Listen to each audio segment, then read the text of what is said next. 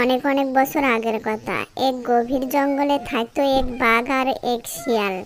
বাঘটা ছিল খুবই জঙ্গলিয়া এবং রাগী, আর শিয়ালটা ছিল খুবই বুদ্ধিমান ও দ্রুত প্রকৃতির। বনের সব প্রাণীরা বাঘটাকে খুব ভয় পেত, কিন্তু শিয়াল সেই একটু বুদ্ধিমান হওয়াতে সবার সাথে মিলেঝিলে চলাফেরা করত। সে জানতো বুদ্ধি দিয়ে জয় করা যায়, শক্তি দিয়ে নয়। একদিন বাঘের প্রচণ্ড খিদে পেয়ে গেল। সে শিকারের জন্য ঘুরতে লাগলো। এদিকে শিয়ালটা একটা মুরগি চুরি করে খেতে যায়। তখনই বাঘ এসে হাজির হয়ে যায়। ও শিয়াল, মুরগিটা তুই কোথাকে পেলি? আমাকে দে। আরে বাঘ মামা যে, এই মুরগিটা তো বনের রাজা সিংহের জন্য। বনের রাজা সিংহ আমাকে বলেছে এটা যাতে আমি পাহারা দেই।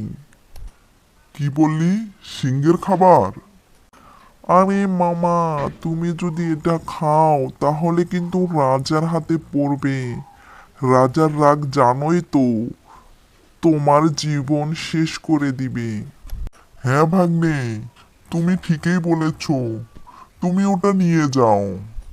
যাক বাবা, বাঘকে বোকা বানিয়ে আমি আমার মুরগি বাঁচালাম।